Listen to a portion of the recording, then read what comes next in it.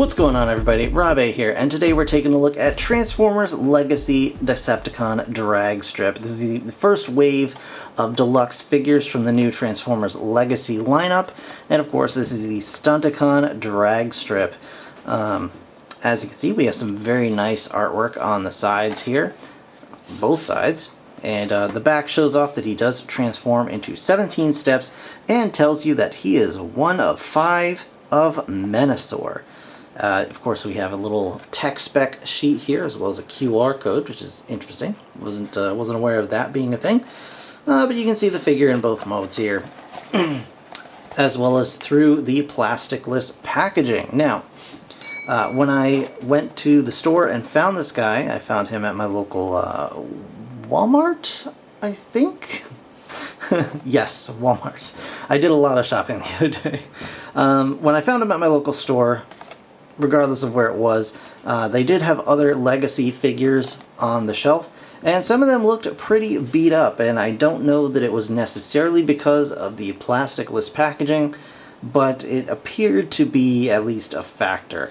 Some of the figures were obviously played with, you know, tugged at, and it just, in general, mishandled, but hopefully that will kind of fade as the novelty wears off of the open figures. I mean, obviously there are other toy lines that just have open boxes. With Transformers it's a little different, only because I feel they're a little more fragile, because of how intricate they tend to be with all the different moving parts and things like that. But that's just a nitpick. Anyway, I'm very excited to have this figure in hand. I'm excited to see Hasbro's take on like just a standard no gimmick combiner, if that makes sense. You know, because last time we had the Combiner Wars figures, but it was still kind of a gimmick. They all combined, they all had different ways, like it was kind of a Scramble City whole shenanigans. It's going to be interesting to see how just a figure that is intended solely for the purpose of becoming one part of another combiner works out. So, without further ado, we're going to go ahead and get Dragstrip open, check him out in hand in just a moment. Alright guys, so here we have Dragstrip in his vehicle mode, and yeah, he's a race car of some kind. Not quite, I mean, it's sort of like a Cybertronian race car, maybe? I mean, he's like, basically like a, looks like a candy bar with like a scoop on the front. I don't know. That's a bizarre description, I understand. Anyway, he's got 6 wheels, which is neat. Doesn't really roll all that well. Like, he does roll, but I can kind of see that his wheels aren't quite touching the ground. It could be operator error, but maybe I just don't have everything lined up quite right. Either way, pretty cool. I mean, you got some nice tampos on the front here, on the back. He's got a false engine underneath the driver's seat. Driver's seat, by the way, is just his head. It's hollow in the back, so if you're not keen on that, just, you know, there you go. Brace yourself. And yeah, underneath is quite clean. You can see all the 5mm ports for attaching him to Menasor, I assume, as well as one little port, maybe for a flight stand, question mark? I guess, I don't know. Could be. Either way, transformation is pretty fine. It's not too bad. So let's get right into that, shall we? So first thing we're going to do, we're going to go ahead and bring these sections down. Bring the spoiler down here. I'm going to take these panel like so and just rotate this around. Now we're going to go ahead and get this section up, and then we're going to rotate this as well. Now we can bring his head up, and next thing we're going to do is split the front end of the vehicle, like so, and it actually tabs on the side here, so it helps to kind of lift that just a little bit and then we can bring these sections down, and they are going to lock into place there. We can bring these sections back, and then this whole situation will come down. It's meant to come down, it's supposed to come down. Come on now. Don't be difficult.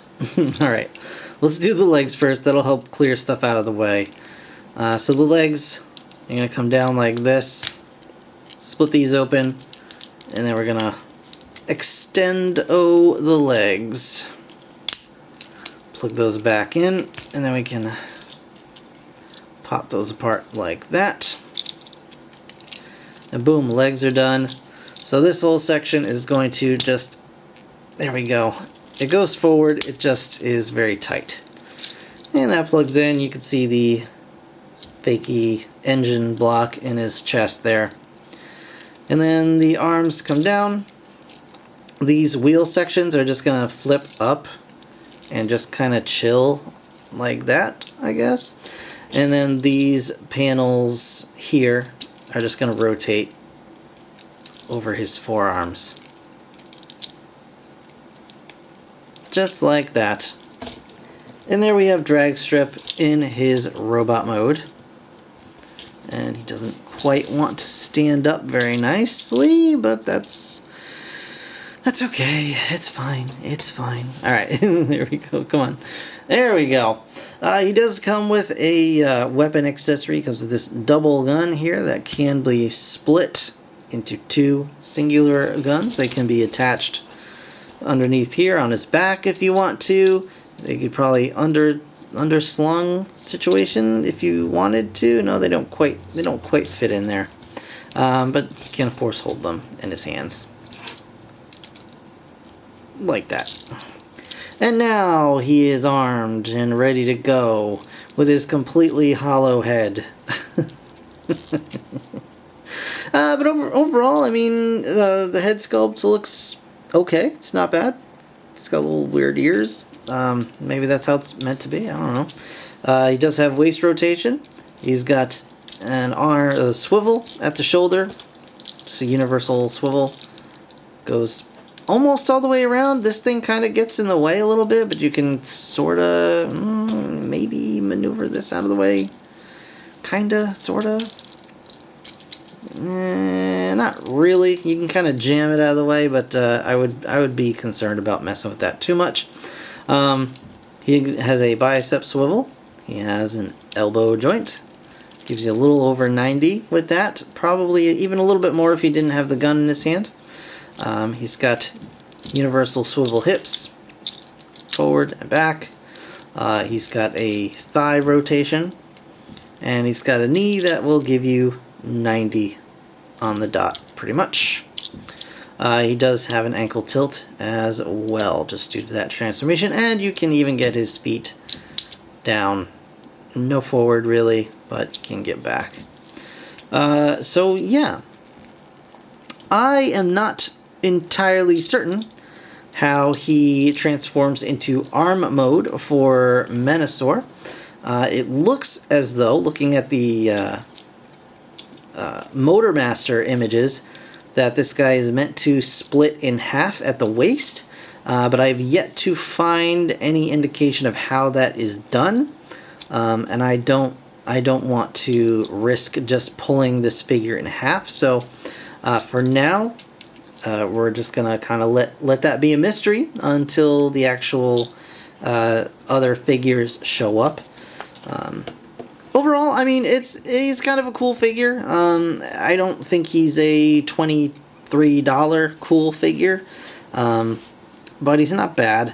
Yeah, I think outside of Motormaster and the just to see how that all works out, I probably won't really be picking up more of these mainline legacy figures. I don't feel like the value is there any longer. I think I'm just gonna stick to Masterpiece and third-party figures. But let me know what you feel about it in the comments.